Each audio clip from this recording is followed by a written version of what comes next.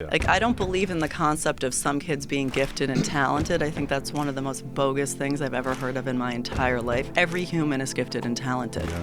It's just if we're lazy and we're going to limit gifted and talented to one IQ, whatever, that's the issue's on the adults, not the children, because the children are all perfect.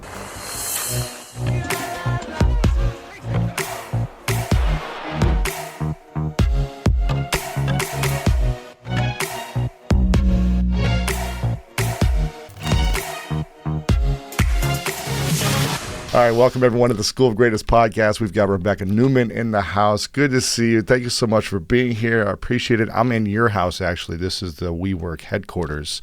And thank you again for having me. This is exciting. Thanks for having me. Yeah, this is fun. Now, you are, just so I got it clear, you're a founding partner and chief brand officer of WeWork, but also founder and CEO of WeGrow, which is a whole new organization within WeWork. Is that right? Exactly. And what is the mission of WeGrow, just so I understand clearly? The mission of WeGrow, and quite honestly, the collective we that we're all living under, is to elevate the world's consciousness.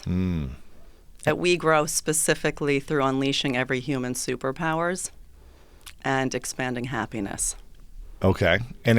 And WeGrow is starting as a school. Yes. But it's going to be evolving into much more, I'm assuming, right? It's kind of a practice and a new approach to life. We have started with children, but we're, as soon as next week, starting to pilot some of the curriculum on our We Grown-Ups. Really? Is that what you call us? Just for the moment. For fun. Yeah, why not? Now, why did you want to get into this? Because you guys started WeWork 8 years ago, roughly. 2010, 2011 That was the sounds right. ideas, Yeah. right? It came to life. Now you have, I believe, close to 8,000 employees and over 210,000 global members, which Right. is fascinating and crazy. Yes. And how did the idea actually start with WeWork? The idea for WeWork started because, it came from a lot of things coming together. First of all, my husband and Miguel, the co-founders, both grew up on kind of communes. My husband on a kibbutz in Israel, Miguel on a commune in Oregon. Okay. So they very much from their childhood understood the power of community. They both also were struggling entrepreneurs in Dumbo, Brooklyn when I met Adam. And they thought that they needed, if they could create a platform that would help entrepreneurs and creators really do what they love and not worry so much about the logistics, that would be a great gift to give the world. So they were struggling entrepreneurs themselves. Oh, yeah. When I met my husband, he couldn't buy me dinner Really? or even afford a taxi. Really? Really. What year was this when you guys met? We met 11 years ago. Okay. And we got married a few months after that. Really? Wow. Yeah, it was quick. You guys acted fast. We did. And then Before that time, from about 23 to 29 when I met him, I actually didn't date anyone. For 6 years, Yeah, you didn't date anyone? no dating. You go on one date? I didn't go on one date. What was that reasoning? I was studying life and wanted to have a deeper understanding of who I was and what my purpose was and kind of why I was on this planet before I opened up to welcoming in a partner. Wow. I know it's a little out there, but that's what happened. I like that. So what made you get to that place of like, okay, did you have a bad experience with a partner when you were 21? Right. Or did you say, okay, this really isn't for me. Let me just Yeah, I be think it was single a for a while. combination of a few things. The first thing is when I was 11, my brother passed away. Wow. So at a very young, and I was very close to him. He was 23. At a very young age, I started to understand that life is about something much bigger than anything material or superficial. I grew up in a comfortable home and all of that, but when someone you love dies, it puts everything in perspective and you realize that there's a bigger purpose to life. And when I was in college, my parents split up, and right after college, I went through a terrible breakup, and my boyfriend ended up running off with my best friend. So, no way. yeah, that was intense, and there was a lot of betrayal and pain, but ultimately, thank God, that led me on a journey of self-discovery because I had to kind of refine myself and my center and my, raison d'etre. There you go. Yeah. Is there anything that you still hold on to? Any pain? No. You feel like I you've love forgiven it. I do. and let go of everything? I love everyone. I'm That's so good. happy and grateful, and I have my husband and my babies, and thank God is all I can say. It's Wow. all perfectly constructed. I think life is perfectly constructed for us to, if we kind of take the cues, become our best and most fulfilled self. That doesn't mean it's always easy. There are really challenging times, but if we take every challenge as an opportunity for growth, then I think we're constantly going to become more happy and fulfilled. Yeah. And now, did I understand that in your 20s you studied Buddhism and business? You were an artist, a yoga instructor, actor, producer, director. And stock trader. For many years, a stock trader, right? No, the stock trading was a quick little thing I did. Okay. Yeah. I did not know what I wanted to do. I went to Cornell. When I graduated from Cornell, the kind of job to get was to go into a sales and trading analyst program at one of the banks. So I jumped into that. It was not my calling. And very soon after that, I went to India, to Dharamsala, where the Tibetan community in exile is living. And I studied with, His Holiness the Dalai Lama and his monks. I also studied Tibetan Buddhism at Cornell. I love to study all different spiritual paths. To me, ultimately, what's so beautiful is that they all say the same exact thing. Which is what? Which is that if we can all come together and be in a true state of unity then the world will be in a beautiful place. And not only that, but that is the true reality. We just can't see it. I can't see it or feel it with our five senses, but on an energy level, we are all one entity. So the joke's on us because we think we're different, but we're not. Yeah. We look different, our story's different, our history's different, but spiritually we're all aligned. How are we very similar, do you think? We're you and I? Yeah, you and I, but also just like any human that you meet. Well, I can jump into you and I if you want. Let's do it. So one of my superpowers is intuition, so I feel things. Yeah. I think we're similar because I think what drives you is goodness and kindness and compassion, and I feel that you are authentically trying to make the world a better place and that you're in your life's work and that your work is a genuine act of sharing. And I'm driven by the same things. And I started WeGrow, our school, as an act of sharing. And WeWork was started as an act of sharing. Our intention was never to find a way to make the most money. When I met my husband, I had just come off a month in the woods up at Omega, eating strictly vegan, meditating a few hours a day, and getting certified as a Jivamukti yogi. So my intention when I met him was just how do we expand this good vibration to the planet? And that's sort of what's motivated everything from the beginning. It's not some brand thing we are layering on top to sound conscious. It's authentically our DNA. So you weren't trying to make money. Was he, since he was struggling? When I initially met him, he was, food, right? He was trying and failing. Right. Because if you only focus on trying to make money, first of all, it might not happen. And second of all, even if it does, you might not be happy. Yeah. So we have really focused on redefining success to include fulfillment, happiness, and generosity. Yeah, absolutely. I think it's really, I've interviewed a lot of people, and I think the ones that have figured it out are the ones that make it about impact and fulfillment. And then typically the money will follow if you follow the impact and fulfillment, or if you pursue that first. And you pursue the thing that you truly love. Exactly. So I think that's the thing that's going to help us overcome challenges. If we don't love something, or if we're not at least curious about loving it or excited about it, why would we want to stick through the adversity and the challenges? Because it's going to come either way, right? Right. Well, and ultimately, as we all know, love is what's going to get us through everything. And when you're creating, you can't be in a state of destroying. So I think if we can all come together as creators and be creating from a place of passion, then hopefully we can turn the dial down on all things destructive. Do you ever hate anything? No. Has there been a time in your life where you just hated something? I feel scared of things and sad about things. Like Have what? I ever any cruelty? I feel really sad about cruelty to animals. I feel I could cry, but I feel terrible about kids suffering. Yeah. I feel bad about what we're doing to the planet. Yeah. But I don't hate anyone because I think most people that are not acting correctly just don't know better. Yeah. How do we educate people more? That's what we're trying to do with our school. We got to start with kids, but then we got to bring it to grown-ups. Yeah. If we can teach people that by being conscious and sharing, they're going to be more fulfilled and successful, that's kind of the winning formula. Find your superpower, find your super passion, and use it to share and make the world better. If people understand that all will also equal all of the material things they want, then hopefully will get people more on that wagon. And also, if people can come to realize that we're all one, then they'll treat others the way that they want to be treated. Who came up with the word WeWork? That's a good one. So my friend Andrew Finkelstein, who I went to college with, was a friend of my husband's. They had met on the roof of their apartment building. And he introduced my husband and I. And he also came up with the name WeWork. We had a bunch of bad names. The first iteration of this company was called Green Desk. So there was Green Desk before WeWork, and we were looking for a name for the company and failing miserably. And then Andrew, who is he's an agent at WME. He's also a complete creative and a writer. I think just before he fell asleep one night, it came to him. WeWork, Yeah. Did you guys imagine that this would happen? Was this like the dream? Like, let's have this 8,000 employees and 200-something thousand members around the world and this multi-billion-dollar company as these struggling artists, essentially?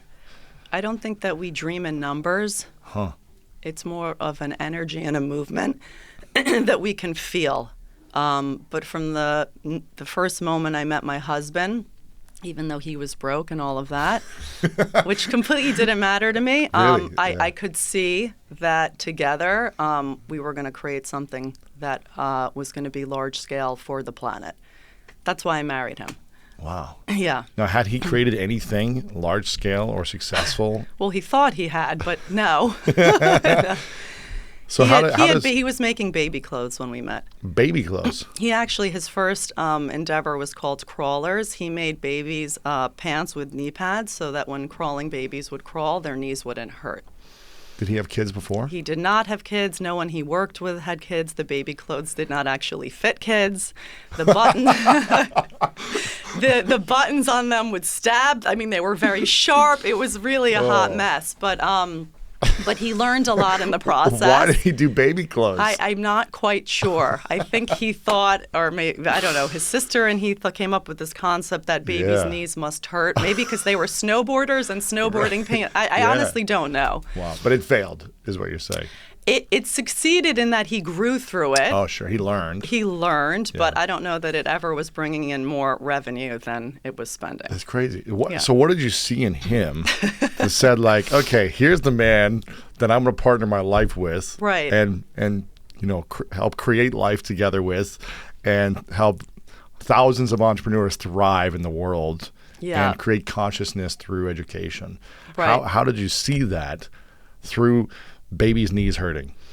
It's a great question. First of all, I didn't see the we in it. I didn't know how it was going to manifest. And I didn't see the babies so much either. Right. I mean, maybe I saw our future babies, but not the baby's knees. I just knew that he was going to be the man that was going to hopefully help save the world. What was that feeling? What was that certainty that you saw? The second I met him, I felt that I had already known him before, for sure, and that I could kind of see into the future. It felt almost like time stopped. I can't really explain it, but I knew that there also was no ceiling on his potential or on our potential together. Everyone I ever met before, like the day after I met him, my mother said, "Are you going to marry this guy?" And I said, "I don't know if I'm going to marry him, but I can't tell you that I'm not." And everyone else I met, I could always feel within the first few minutes or an hour, like where that would hit like a ceiling. So there's no ceiling on Adam, that's for sure. What's the three most powerful superpowers, qualities that he has? That's a great one. First of all, he is undyingly loyal. Sometimes almost to a fault, to be honest, but he is. I admire that he is loyal to the end. I think a lot of Israelis have that, actually. There's this deep commitment to whomever your people are, you're with them. Yeah. He also, more than anyone I have met in my entire life, has the ability to change and grow. So he and I constantly are working on ourselves. There's always something in ourselves that we're trying to get better at, whether it's I'm trying to cultivate more patience, or he's trying to, when we first met, he was trying not to be in his ego as much. But we're constantly working on these things. He moves through them kind of much more like, Neo in the Matrix at Mach speed, and then he goes to the next thing. So I find that really admirable, his ability to grow and change. Third superpower is he can manifest anything. He can literally make things appear out of thin air. Never seen anything like it. Wow. Yeah. I like him, as you can tell. That's so, cool. Yeah.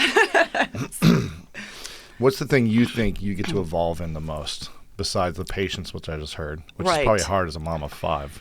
Well, I'm working on patience. I'm also working on not ever getting angry. I don't really think there's a place for anger. But I grew up, my father would get angry at some times, and I feel like genetically, or I don't know, it's nature, nurture, we inherit these kind of default places. So I'm working on that. How often do you get angry?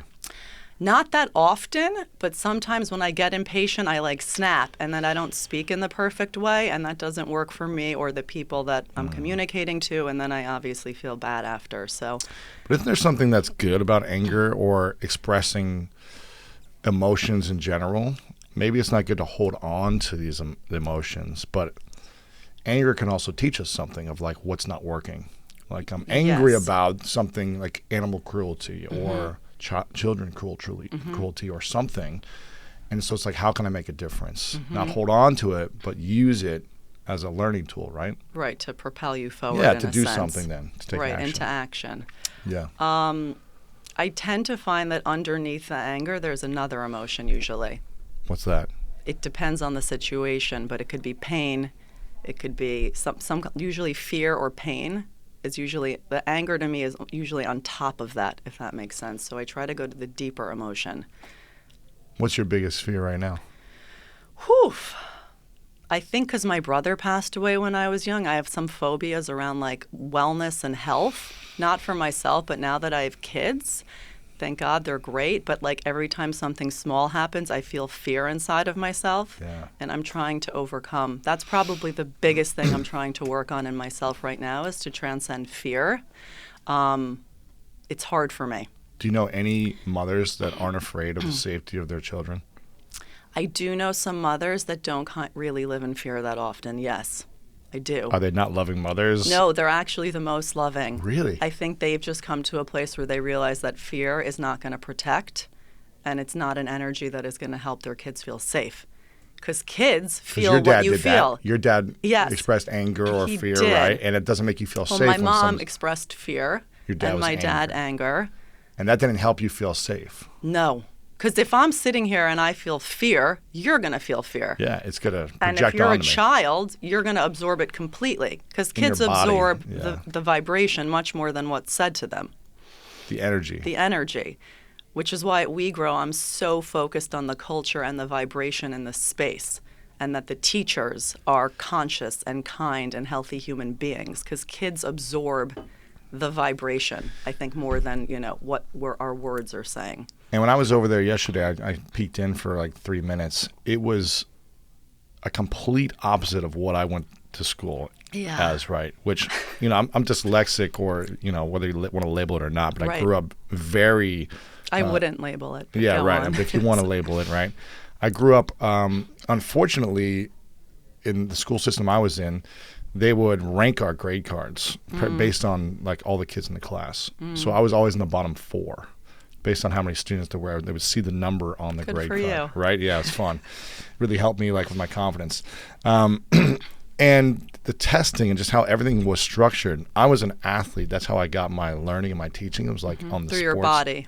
Through my body. After Exactly. school at 3:30 when the bell rang, it was like, thank goodness now I can go learn something. Yeah. Because it was like, my coach is going to teach me something. I'm going to learn something through making mistakes. I want to get to collaborate with my teammates and Physically. connect with them. Yeah. Yeah, move around. Yes, movement. That's where I thrived. Totally. And so I just waited all day until sports. Exactly. And it was miserable because I just had to take these tests, and I could never test well, and I couldn't read and write at a 2nd grade reading level in 8th grade. So I had to tutor my entire life until I graduated college, which took me 7 years.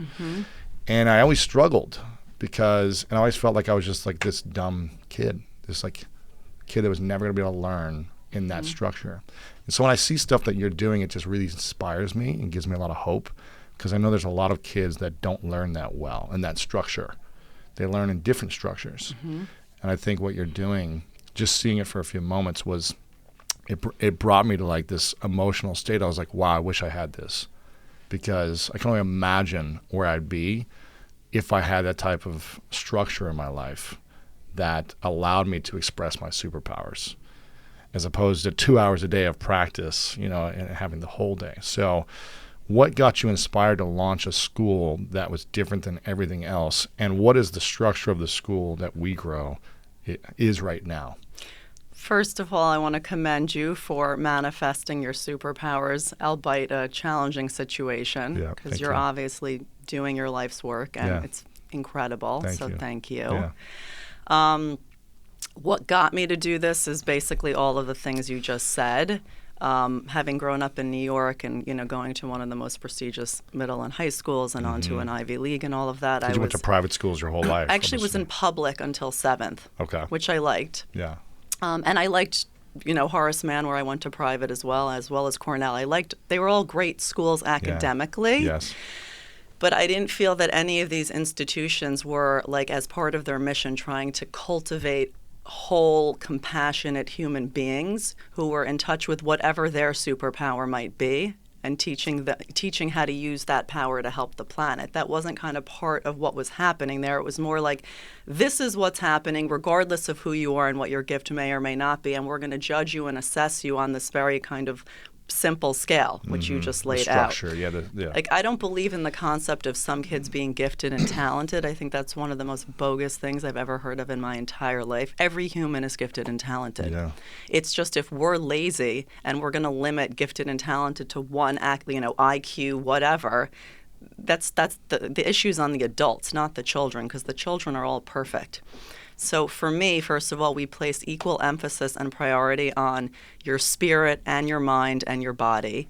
And however you learn is just fine. My husband is dyslexic as well. I don't think he read till he was in 4th grade. A lot of the most brilliant people I know have what other people would tag as learning disabilities. I don't even like that term either. But like on the physical front, for example, we have a track at WeGrow. Anytime a child needs to move, he gets up and he loops around the track. Because kids are not meant to sit still all day. This is just common sense if you've been a parent. And what happens in schools right now is we make the kids sit still all day. We feed them tons of like refined white sugar and stuff. Bread. They can't sit still, and then we drug them with Ritalin. It's not normal. Why don't we feed them conscious whole grain plant-based foods, let them go out in nature, touch the earth, let them move around when they need to move their bodies throughout their day, and let passion be the driver of their education. Whatever they're into, we're into. And once you align the curriculum with their passion, as Einstein said, passion is the greatest driver, love way more than a sense of duty. Once you build the curriculum around then, and then of course we have our entire community of WeWork employees and members to mentor them. So whatever a kid's into, like if it was you would have been with some great athlete in a mentorship one-on-one from age 7. You could have started to explore that. Then it's not on us anymore to try to get them to do anything. They're doing it for us. And to be completely honest, we are learning more from them than we could ever teach them because children are already in this kind of perfected state. Wow. Yeah. Drop the mic. I like it. I like it. And what I heard so far, I just was getting some insights yesterday, is that once a week they go to a local farm. Is that what they do? They do. They spend one full day a week in nature, farming and just running and being and meditating in nature. With like farm animals too, or is it just kind of there like... will be animals. There are not currently, but they plant seeds, they harvest their crops, they bring them back to the city, they run a farm stand at WeWork, and then they donate all of the proceeds to a nonprofit that they are actually personally involved in and invested in. Wow. That they choose. So because I saw them come upstairs yesterday and like... Did you see the farm stand? I saw the farm stand. Oh, nice. And like, I didn't see them actually selling, but I heard someone tell me like they're like little hustlers, like running around like trying to sell you like carrots and stuff. They're into it. Yeah. They're super motivated. Just charming you and like... Yep. Yeah. They don't need our help. I mean, the second the stand opens, even the first one, this is the second year we're doing this, they are off to the races. And I think it's really empowering for them to understand this is not about turning them into, entrepreneurs that are focused on making money at this age or anything like that. That is not the point. But for them to understand that they can actually plant something, pull it out of the earth, sell it, and then help. Last year it was animals. Like it's a full circuit of what I call conscious entrepreneurship, creating for the benefit of. And they are learning everything from marketing to math to science. And then whatever it is that they don't understand, we call the WeWork employees in that department, let's say it's branding, and they come down and they give a master class. Wow. So last year their T-shirts, instead of do what you love, said eat what you love. And they come up with this, and it's just fun. And it's completely student created. And I can't imagine doing it any other way. Oh, man. So you wouldn't have it any other way. I think it's brilliant. And right now, what are the age groups of students at the school, or I guess the grades? Sure. So this year, our founding year, we have ages 3 through 4th grade, and next year we're going to have ages 2 through 6th grade. Gotcha. So it's almost all of elementary school, right? Almost. First or kindergarten, I guess. Correct. Okay. And then we're going to go through high school and open around the Really? planet, so you can actually move around and be mobile with your family if that's something that... What would the high school look like in this I could only curriculum? begin to imagine. I haven't completely dug my brain into it yet, but I would imagine kids are going to be in full entrepreneurial endeavors. Really? Oh, yeah, 100%. I'm sure a lot of these children, by the time that they're in high school, are already going to be creating what they're going to be doing for their life. And I bet you some of them are going to choose not to even go to college. And just start And working. if they do, they will, Yeah. That's great. Yeah. But yeah. What's the vision for this then? Because right now it's one school with Right. 2 grades, I guess, right? A couple of grades. Right now it has a bunch of grades. It's bunch of one grades. location. We're going to scale to another location next year, which we're going to announce soon. Okay. And then the following year, we're planning to go international as well. So would this be like, as WeWork as a global membership, Right. would WeGrow be a global membership of Yes. students where you could travel and go to different schools, and if you're You on got a it. vacation or you're doing abroad Yes. for 3 months, and Or you can if go you to want that. to go do community service for a month in a rainforest or anywhere. And even if we don't have a physical location, we are going to curate blended learning with online curriculum as well. I really want to encourage families to move around and see the earth, because to me, no matter how well we do the curriculum in school, there's no better teacher than the planet itself. Traveling and So to me, the idea, experiences, that you can't, once your kids hit kindergarten, you can't travel unless it's like a designated holiday, doesn't make any sense to me. Was this seed planted for you before you had kids or after? No, totally. I was never planning to go into education. I Really? was into acting and yoga and, no, I had this came honestly out of left field, but it does make sense, and I am using all of the different things that I've studied. I'm using my entire self in this initiative. Do you feel like everything you've done up to this point was to teach you how to do this? Yes, 100%. How does that feel? It feels really good because I know that the universe is not random and that no energy was wasted. I felt bad when I studied acting for years, and then I blew it and couldn't manifest that career. Why did you feel bad? Because I felt like a loser. Because you weren't like booking the big roles. Yeah, you I weren't wasn't getting paid, booking jobs. It wasn't happening, but it wasn't meant to happen because that wasn't my calling. And it wasn't also how I was going to help others. But I didn't know that because I wasn't taught as a child that my life's work has to be a way to help others. What were you taught as a child? I was taught as a child that I was really smart academically, and that was super impressive, and that being in business was a good path to go on, and that I should go to an Ivy League school and do that. Make your parents proud and That whole thing. And also to be a mom was really important to my mother. Get married young and have children young. So I didn't do either of those things. I got married at 30, and But you're a mother, though. I am a mom, That's thank great. God. Yeah, it's amazing. Being a wife and a mom are definitely the 2 most important things to me. What's the thing you're the most proud of that you've done? Gosh,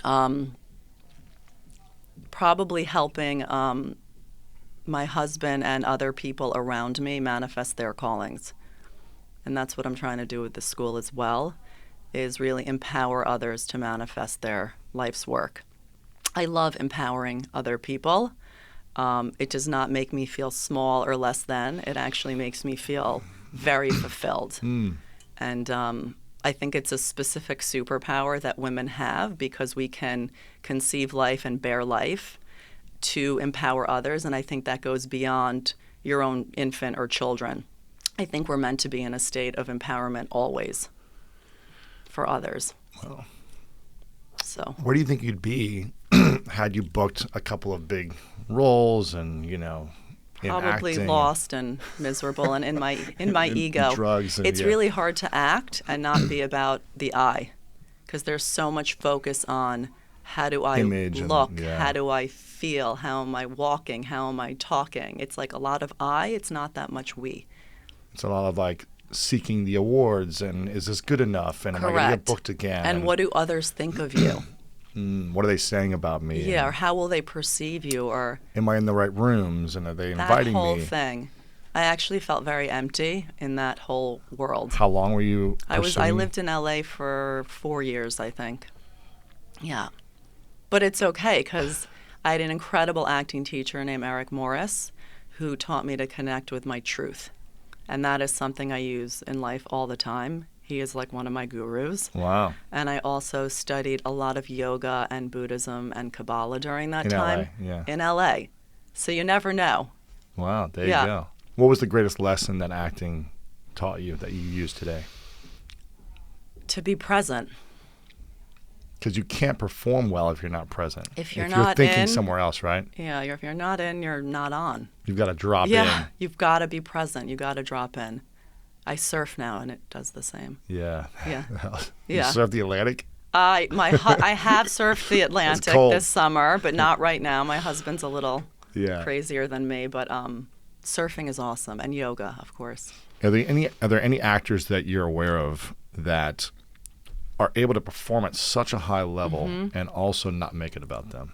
I bet there are, and they're probably just better at it than me, and that's fine. I'm Yeah. happy about that. Do you think it's possible? Do you know of any, or do you like see people that you're like, man, they're doing a great job of like serving humanity, but also they're a great actor? Well, yeah, definitely. I Yeah. mean, a lot of actors, I think, are also serving humanity. Yeah. I don't know all of them like so intimately. You know Yeah, what yeah, I'm of course. saying? Sure. I don't to make a complete. Yeah, of course. But I have a lot of close friends and relatives that are incredible actors and are also doing incredible things for the world. So I do think that's, of course, very possible. Yeah. What was the greatest lesson that your father taught you? To show up and work really, really hard. There was no being like a dilettante in my house. You had to rise up and deliver. So hard work. I don't mess around. Wow. Yeah, no, I have that from my dad. Okay. He also was an entrepreneur, so I grew up hearing business all the time, and it's in my blood. So I intuitively understand things in business that I could never learn in a classroom. Right. And that's also what I'm trying to do with the WeGrow kids, is expose them to experts so they Being can around it. absorb it. Wow. Sometimes we're driving somewhere on a long car ride, and, my daughters will be like, Daddy, get off the phone. We don't want to hear you doing business. And I'm actually like, just listen. I know it sounds whatever, but just listen. See what you pick up. Yeah, and that's how we all pick up. The whole art of apprenticeship and mentorship is kind of a Shadow- lost one. yeah. And I think it's one of the greatest, most important things for humanity's evolution is to be able to apprentice under someone. So that happens with our parents naturally. And what about your mom? What was the greatest lesson she taught you? Nature, all about nature and the connection to nature. I think for her, nature is God, and trees are almost people to her. And I have a profound love of nature because of that. We Really? grew up on the top of a little mountain and almost like a tree house surrounded by trees. And she loves the earth, and I love the earth, and that's why it's such a big part of what we're doing here. It sounds like your parents have really shaped you into creating WeGrow, into like the feminine, the masculine, or what they both taught you. You're kind of like integrating it both. Yeah. Like nature one day a week Right. is like a requirement I'm hearing, at least for yeah, now. no, for always, nature is going to be a big part. And maybe there's daily activities they do outside. They as well. do. Yeah. Yep. So there's that your Right. mom has brought to you and like instilled in you, and then your dad is like the apprenticeship, the business, the pursue the thing that you love type of thing, to work very hard. So these kids aren't just running around the track and like playing in nature all day and just like dilly-dallying all day. They're actually definitely. working very hard as well, right? We are all about it. We work and we grow tenacity and grit and pushing ourselves to our limits. In school too. 100%. There's a lot of academic rigor and Can you give me an example of? Well, so here's an example of how we do it differently, but in a really rigorous way. The kids are responsible for creating their own work schedule. So we don't say, today, now we're going to do math, and now we're going to teach you math, and now we're going to teach you this. Instead, we say, today you're going to need to get through X, Y, and Z. Here's your work schedule. You create when you want to do it, and you go through the Montessori materials, basically teach yourself. So they own their education. Instead of the whole education system as it currently exists was created so people would go to assembly lines during the Industrial Revolution and take orders well. There's not a lot of orders being given at WeGrow. The kids are responsible for their own education. And because we have mixed ages and tons of materials in every room, if a kindergarten child is ready, like there is one to do second grade math, she's doing second grade math. It doesn't matter what grade you're in. Really? All I said is just make sure that they're being pushed as far as they want and can go. What happens if they're like, I don't really want to do this work right now? They don't. That doesn't happen because they're Really? passionate. Really? And if they don't want to do something right now, then that would be okay. They would just have to get to it later. They could focus on In the something day. else for. Yeah. So We give them until you some leave, you creative. can't leave until you No. finish the certain lesson plan. No, but that also bleeds into like how we handle homework because they have their own work schedule. If there's something they need to finish up that they didn't do during the day, they can take their own responsibility and bring it home and then bring it back. There are many entrepreneurs in that sense. I mean, in today's world, Yeah. no one is going to tell you and give you some map of exactly how you're meant to live or create. I mean, and I don't think you would want that. That wouldn't be fun and interesting because it wouldn't be your own version. Right. But yes, definitely the masculine and feminine and the yin and the yang are important to me. And I think that we all have masculine and feminine in each one of us. And I think men who are in touch with their feminine side, I think it's beautiful. I think vulnerability is strength in men. And I think women who are in touch with their masculine side, also beautiful. Yeah. So I think it's about being in balance. Yeah. Why do you think WeWork has taken off the way it has? Again, I think it's the number 210,000 members. I read it online, but I'm not sure if it's. I'm it's not probably, so good with the numbers, Okay, but gotcha. if you read it, That's what I read, but it could be like Yes. 6 months outdated. Yeah, It's probably, who knows? I mean, I heard you had 3,000 employees a year ago, and now it's almost 8,000. It's like growing so fast. Yeah. How do you manage? I'll ask two questions. One, how do you manage that growth coming from a struggling actor, with a struggling entrepreneur husband mentality? How do you guys say, wow, this thing is taking off? We've never had something take off like this. How do you emotionally handle that and deal with all 7,000 people and just managing people and all that energy? That's the first question. I'll let you answer that first. Okay, so to answer that, the main thing is to stay humble all the time. The second you go into ego, it's game over. You disconnect from your blessings, you disconnect from your joy, you disconnect from your people. So do not ever go into ego and do not ever think that you're great because great things are happening. So we're always humble and profoundly grateful. I like that. That's the first thing. And the other thing is that we're constantly growing. If the world is growing and moving fast and you're not growing, you're not going to be synced up. So you have to be changing in yourself as fast as your reality is changing while staying humble. Go figure. No, I like this. So it's not saying look what I've created. Well, we haven't created it, obviously. It's being created partly through us. Yeah, you're channeling it. We're doing our part, but the members are creating this, and the students and families are creating WeGrow. And there is a movement that goes way beyond us of co-creators. Yeah. It's not, Why is WeWork co-working taking off more than every other co-working out there? What makes it unique and different? Well, the intention and energy that's really fueling it. I can't speak to other co-working spaces. I'm sure there are great ones with great intentions as well, I would imagine. But like I said earlier, the seed and the DNA of this endeavor is so authentically rooted in sharing and togetherness that I feel people can feel that, because in my reality, the truth always rises to the top, and human beings have a sense for truth, whether they know it or not. So I think they know that we're authentically doing this to help the planet, and they want to be part of the solution, not the problem. Wow. We all have a choice. Do we want to be part of the solution or the problem? You can't be neutral. It doesn't exist. Yeah. So that's one thing.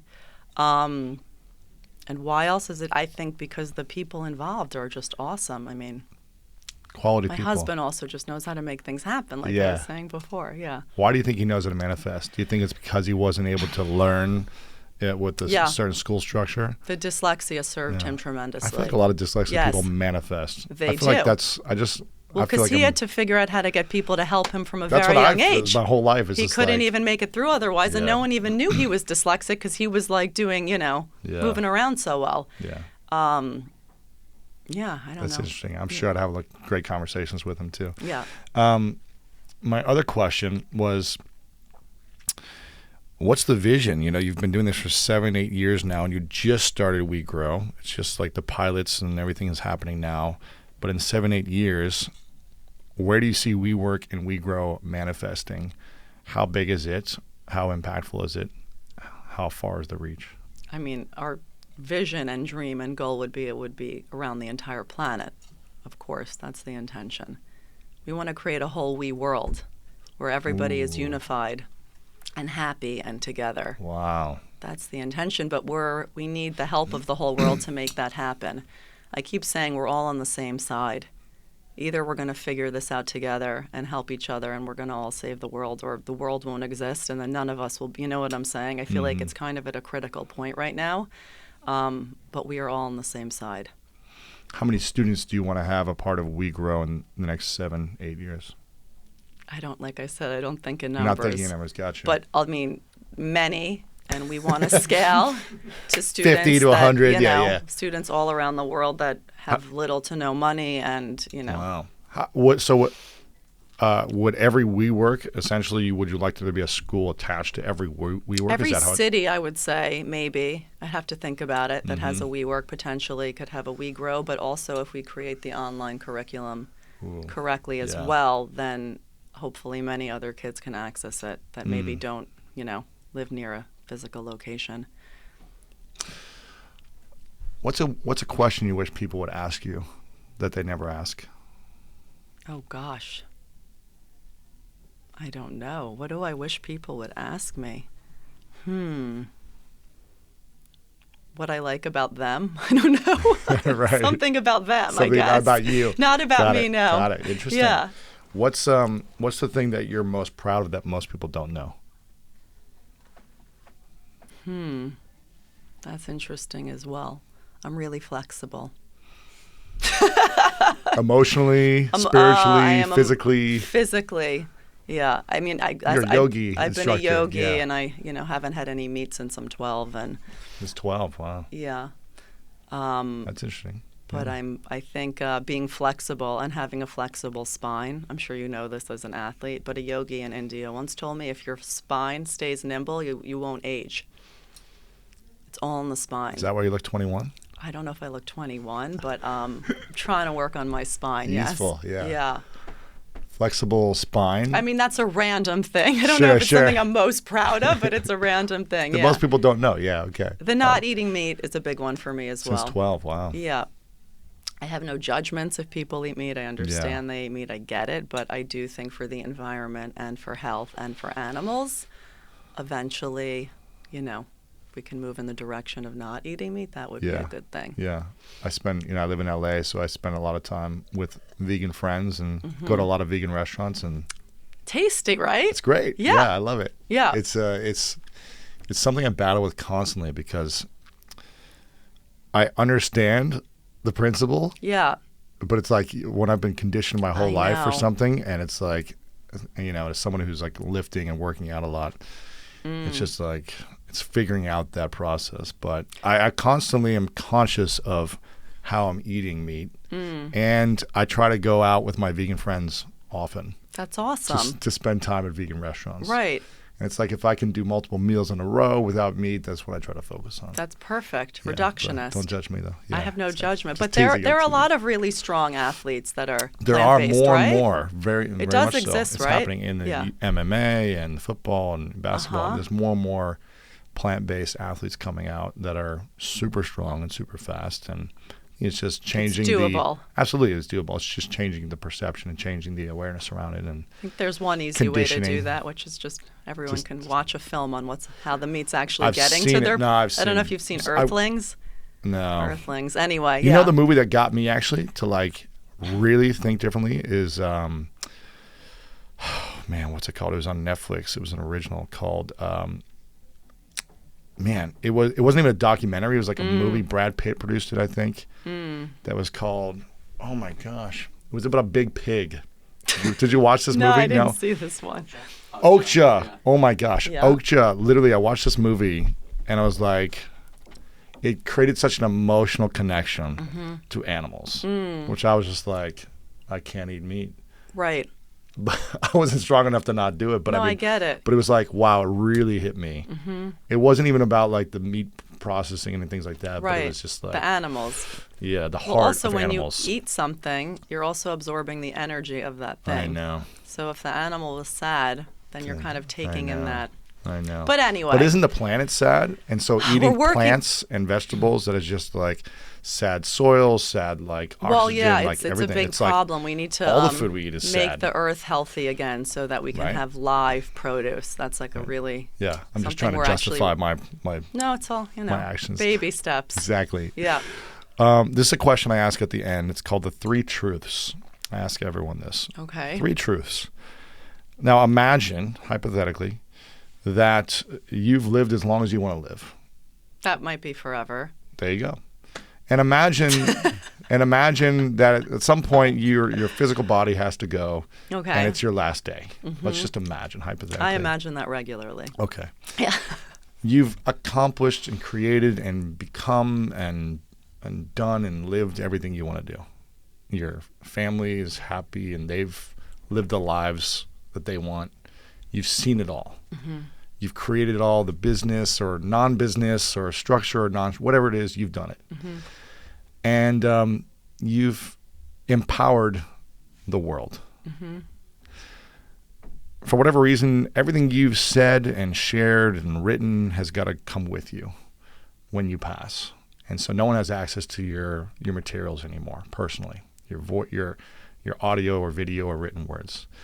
But you get to write down 3 truths that you get to leave behind. These 3 lessons, truths, ideals that you would share with the world, that this is what they would have to be reminded by you of your lessons.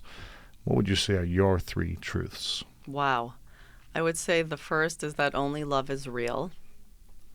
The second is that we are all one. And the third would be to treat people, animals, and the planet the way they want to be treated. Those are powerful. I like those. I Let's like do those it. a lot. What is something that we can support as a community, the listeners right now, or people watching this? How can we support your mission, WeWork, or WeGrow? What can we take action on? That's a great question. I would say the best thing we could do is find ways, maybe in our local communities or elsewhere, to help either or all of the above between animals, kids, and the environment. They're all things that can't help themselves or protect themselves. That's why I'm so passionate about those 3 subjects. So if you can help animals or the environment or children, that's a huge win. And yeah, basically that would be a good starting point. Okay, awesome. And if you're an entrepreneur, you can check out WeWork.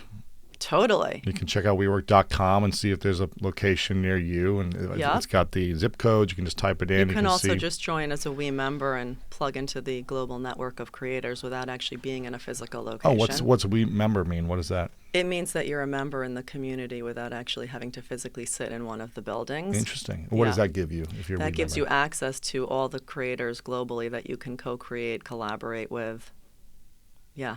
So is it like an online portal or platform, or how does this work? It is, but I would need to get you on with Shiva, our head of Okay, digital, could to tell tell us you more about it. exactly where it's going. But Got it's it. yeah. Cool. Yeah. Okay, so just go to WeWork.com for information about WeWork, Yes. We members, WeGrow, everything else. Totally. Because you guys do a lot of cool like events and you have speaker series and a lot of different things, which is We really have cool. summer camp every year. And Summer camp. That's yeah, cool. It's fun. We do a lot of events, and we're going to be moving in a direction of all the events being really focused on consciousness. I like that. Yeah. That's cool. Getting high on consciousness I like it. instead of, anything else. Something else, yeah. I'm glad to know that you're behind this mission and one of the driving forces for the curriculum, the community, the creation behind everything that the members are part of, because you're attracting such unique individuals that stand for a higher way of being, which I think is really cool. So I want to acknowledge you, Rebekah, for showing up as a present woman and mother to all of us. I really feel like you're a mom to all the WeWork members, as well as your kids, the students at WeGrow. And, you know, it's really nice to know that someone with your level of integrity and truth and love is supporting all of us. So I really acknowledge you for the work you've done your entire life to be here right now and guiding this mission. It's really powerful. So thank you. Thank you so much. Yeah. I feel the same way about you. Thank you. I Thank appreciate you. it. And my final question, well, first off, where can we connect with you personally, or is there a way to follow you on social media? Are you even on social media?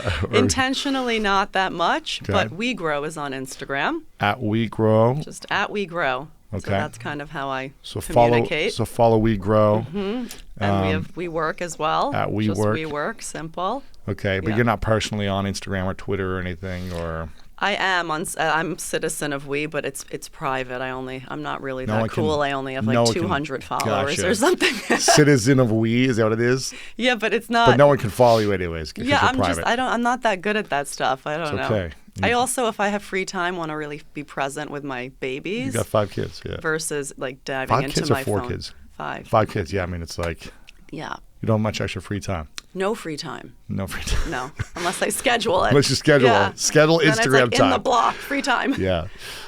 Recess. Okay. So we'll follow at WeGrow, at WeWork, WeWork.com, WeGrow.com. WeGrow.com as well. Yeah. And we'll be supporters and be following as everything that you're up to. My final question for you, or is there anything else you'd like to say before I ask the final question? Just that I think you're awesome. Thank you. And I love to be with creators I who are appreciate it. really doing it right. I appreciate that. So thank you so much. Yeah, and my thank pleasure. you for having me. This is my first podcast I've ever done. So, I'm excited. yes. Excited. My final question then is, what is your definition of greatness? My definition of greatness is being in a state of joy and happiness and fulfillment, manifesting your calling in the betterment of the world and others, and ultimately being able to spread that energy to a point where it hits a tipping point where the rest of the world would be existing in that same we consciousness. I love it. Rebekah, thank you so much for coming on. Thank you. Appreciate you. Nice meeting you. Thanks.